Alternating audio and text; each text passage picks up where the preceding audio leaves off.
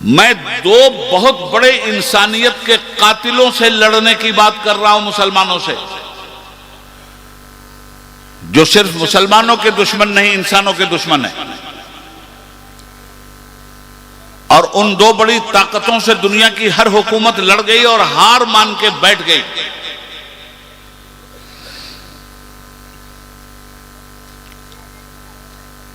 इस्लाम ने उन दोनों ताकतों से लड़ने का हथियार हमें दिया है।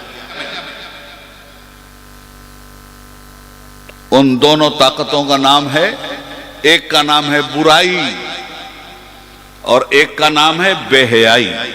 नोट करो इस बात को।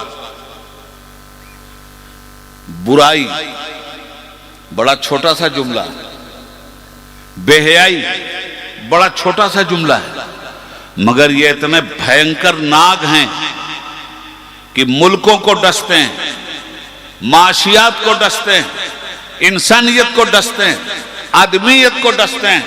हुकूमतें फेल हैं इनको शिकस्त देने में, अदालतें फेल हैं इन्हें शिकस्त देने में, जमातें फेल हैं इन्हें शिकस्त देने में।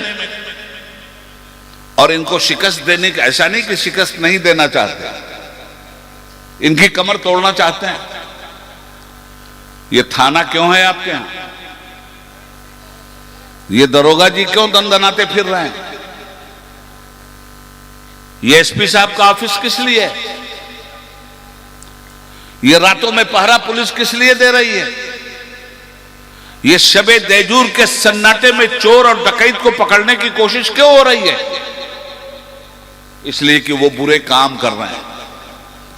तो बुराइयों पे कदगन लगाने के लिए, बेहयाइयों पे पाबंदी लगाने के लिए हर जगह थाने हैं। पुलिस वालों के पास बंदूक है, कानून का हथियार है।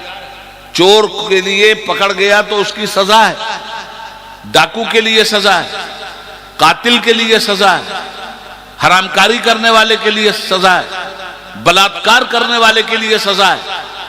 तो ये बलात्कार क्या है? बेहयाई है। ये चोरी क्या है? बुराई है। ये झूठ क्या है? बुराई है। ये जुल्म क्या है? बुराई है। ये फसाद क्या है? बुराई है। ये शर क्या है? बुराई है। ये चुगलखोरी क्या है? बुराई है। ये गीबत क्या है? बुराई है। ये पड़ोसी का हक मारना क्या है? बुराई है। ये लोगों के साथ बदयांती करना क्या है? बुराई है। ये ठगबाजी करना क्या है? बुराई है। ये माल में मिलावट करना क्या है? बुराई है। ये दूध में मिलावट करना क्या है? बुराई है।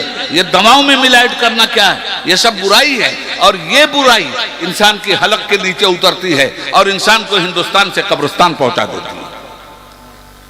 ये इतनी बड़ी ताकत, इनका मुकाबला पूरी दुनिया करके हैरान हो चुकी है। पूरी दुनिया शिकस्त खा चुकी है। जिस इलाके में थाना है, पुलिस के होने के बावजूद क्या बुराई खत्म हो गई? हजारों लाखों करोड़ों रुपए खर्च होते हैं पुलिस डिपार्टमेंट पे, मगर बुराई मुस्कुराती रहती है। बेहयाई बत्तीसी निकाल के हंसती है। ये अदालतें किस लिए हैं? ये कोर्ट किस लिए है? ये बॉर्डर पे फौज किस लिए है? बॉर्डर की बुराई और बेहयाई रोकी जाए, इंटरनल बुराई और बेहयाई रोकी जाए, एक्सटर्नल बुराई और बेहयाई रोकी जाए। मगर है किसी के अंदर ये पावर, ये ताकत कि रोक ले? एक साहब ने मुल्क में ऐलान किया 2014 में कि मैं इन बुराइयों और बेहयाइयों के खिलाफ हिंदुस्तान का चौकीदार बन के पहरा दूंगा। पता चला चौकीदार साहब अडानी के कंबल में घुसे हुए।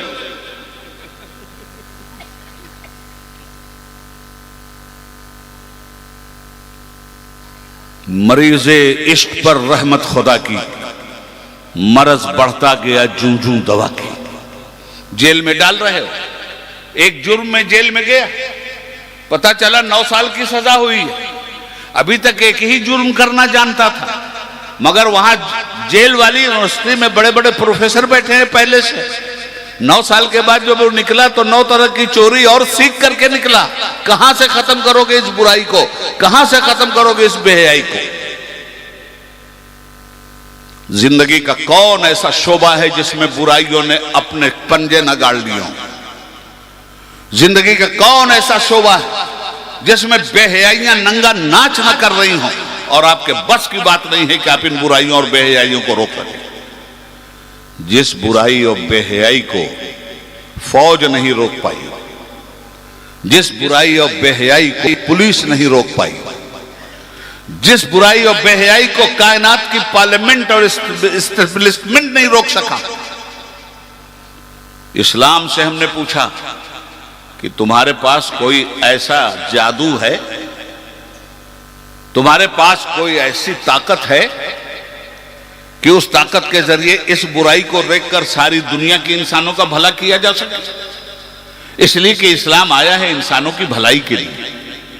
तो कुरान ने कहा है हमारे पास, इस नाग को डसने से पहले इसके जहर को उतार देने की दवा करोगे? हां करेंगे। तो फरमाया इन्ना सलाता तन्हा अनिल फहशाए वल मुनकर, बेशक वो नमाज ही है जो बुराई और बेहयाई की जड़ काट देती है।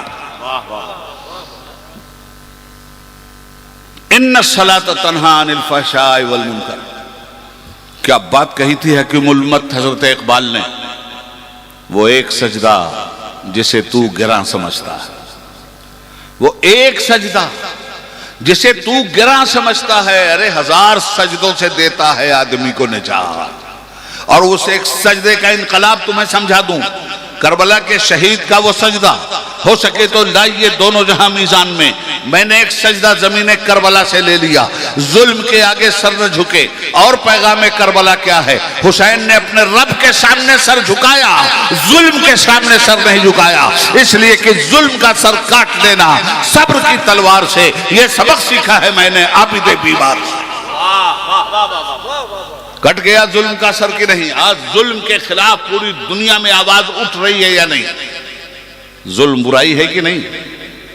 जुल्म के जरिए बेहयाई पनपती है कि नहीं पहनती? इमाम हुसैन वक्त के सबसे बड़े आतंकवादी के खिलाफ डट गए थे। इमाम हुसैन अपने जमाने के सबसे बड़े डिक्टेटर के सामने, सबसे बड़े गुंडे के सामने डटे थे, सबसे बड़े टेररिस्ट के सामने डट गए थे। कट तो गए वो, बाल बच्चे भी मार दिए गए, सारी मुसीबतें उनके ऊपर टूट पड़ी और इन बुराइयों ने तोड़ी वो मुसीबतें, मगर उस सजदे ने हर बुराई की जंजीर काट के फेंक दी। आज भी न माओ की गोद सुनी है इनकलाब जिंदाबाद से, न जेल सुना है इनकलाब जिंदाबाद से, न दारो रस्म के फंदे खाली हैं इनकलाब जिंदाबाद से।